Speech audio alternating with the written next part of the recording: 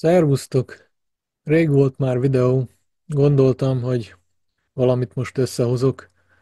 Egy kis beszélgetőset egy saját Fortnite meccsel a háttérben. Mi történt az USA-ban a választások óta? Néhány fő pont. Trump beszólt a Panama csatorna miatt. Magasak a díjak, lehúzás az egész, és Trump mondta, hogy szedjék össze magukat, különben visszaveszi a csatornát. Tegyük hozzá, hogy a csatornát valóban az USA építette meg, vagy 100 évvel ezelőtt, és 1999-ig az USA irányítása alatt állt. A második Trump téma az volt, hogy Grönlandot átvenné Dániától. Úgy tűnik, hogy ennek a grönlandiak örülnének is. Dánia viszont nem túl boldog, hogy úgy tűnik, hogy elveszítik a hatalmas területet. Trump Kanadának is beszólt. Érdekesség, hogy Trudeau le is mondott. Nem csoda, hogy lelépett, mert már mindenkinek a bögyében volt a fickó. Eléggé lerohasztotta az országát, gazdasági, politikai és szociális szempontból is. Nem csak ő, hanem a pártja is rekordmélységekbe zuhant. Trudeau és a pártja egy évtizeden keresztül állt az ország élén. Ennyi idő után most Kanadának elege lett belőle. Egy Izrael-Gáza tűzszünet is létrejött most, Bidennek tulajdonítják a hatalmas sikert. Holott Trump megfenyegette a Hamaszt, hogy engedjék el a túszokat, és legyen tűzszünet, vagy rommá fog bombáztatni ott mindent. Mire pár napra rá a Hamas bejelentette, hogy elengedi az összes túszt, és tűzszünet lesz. Nem hiszem, hogy véletlen egybeesés lenne, hogy több mint 2 évnyi háború után pont most tett a Hamas egy 180 fokos fordulatot. Trump kemény vámokról is beszél, ami viszont brutális hatású lehet a szó negatív értelmében. Ha mindenre vámot tetetne, akkor az először is hiányt okozna, meg persze egy kegyetlen inflációt is eredményezne. Pedig hát azért szavaztak rá annyian, hogy az inflációnak véget vessen. A kiskereskedők milliói importált árut adnak-vesznek és abból élnek. Vám őket is kinyírne, becsődölnének a vállalkozások, illetve a nagy cégek sem járnának jól. Gondoljatok bele, szinte mindent Kínában gyártanak, laptoptól kezdve a ruhán át, a videókamerákig, telefonig, minden ott készül. Még azok a gépek is, amikkel gyártani lehet dolgokat, meg a gyártáshoz szükséges alapanyagokat is Kínából lehet megvenni. Alapból, ha nincsenek gyárak és helyben gyártott termékek, akkor csak az import lehetséges. Az árubehozatal. Szóval, ha ezt a mindenre vám dolgot meglépik Trumpék, akkor teljes katasztrófa is lehet az ország számára. Mit kéne tennie, hogy jó helyzetet teremtsen? Illetve mivel írná be a történelembe a nevét, mint jó elnök? Egyszerű. Amit létre kell hoznia és működtetnie kell, az egy nemzetérdekű vezetés, kicsit kivonulni a világpolitikából, nem osztani a pénzt mindenféle más országoknak, megszüntetni egy rakás állami intézményt, spórolni rajtuk, megfékezni a kiadásokat és az eladósodást, a dollárt erősíteni, az inflációt visszafogni, stabilizálni az ország gazdasági, politikai és szociális helyzetét, adócsökkentéssel és adóeltörlésekkel pörgetni mind a kisvállalkozásokat, mind a nagyvállalatok működését. A korrupciót írthatná a rendszerből, mert az súlyos probléma. Nem csak a pénzügyi korrupció, hanem a politikai korrupció is.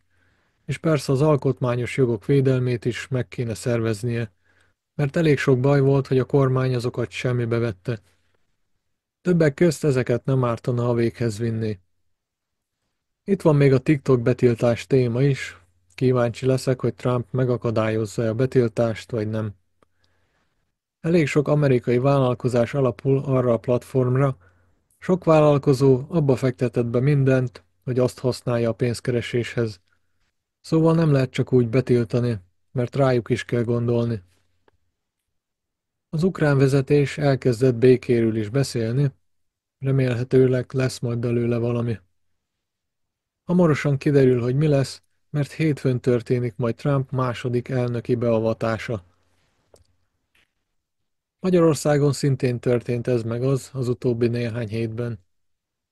Először a Tisza, aztán a DK mondta, hogy előrehozott választás kéne, de legyünk őszinték, azzal most egyikük sem járna jól.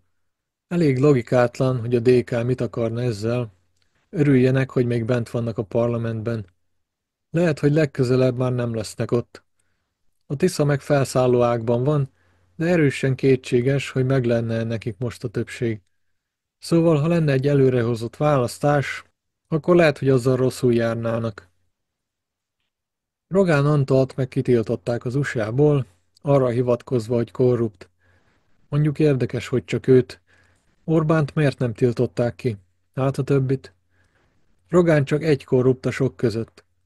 Kicsit olyan, mintha izmozni akart volna a Biden kormányzat, de nem nagyon, csak jelzésnek szánták a dolgot.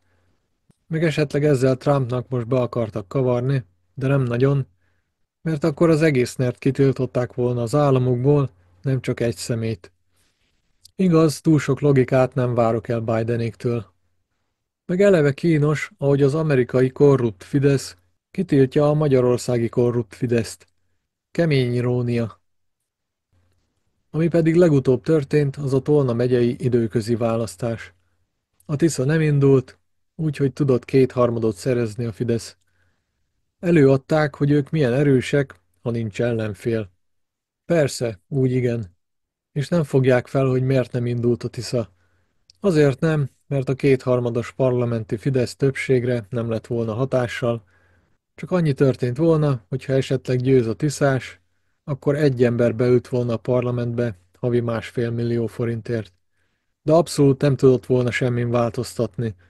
Emiatt pedig gyengének tűnt volna tőle a pártja. Tehát logikus, hogy nem indítottak most ott jelöltet. De ami kínos, az a DK-s béna szereplés. Úgyis csak 12%-ot értek el, hogy a Tisza el sem indult. Ami meg szintén kínos az az, hogy a Mi Hazánk utána előadta, hogy ők a második legerősebb ellenzéki párt, mert sikerült nekik 19%-ot elérniük. De elfelejtették elmondani a nyilatkozatukban, hogy csak úgy másodikok, ha a Tisza nem indul. Ráadásul ezt is úgy érték el, hogy a legnépszerűbb politikusokat indították, beleadtak mindent a kampányba, és a 2022-es 3000 szavazat helyett sikerült nekik 3588-at szerezniük.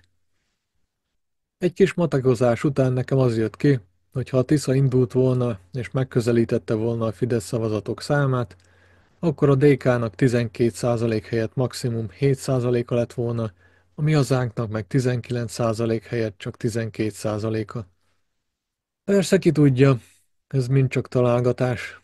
Mint hogy nem indultak, így nem, hogy országos szinten nem lehet biztosat mondani, de még helyi szinten is kétséges, hogy mi lett volna az eredmény.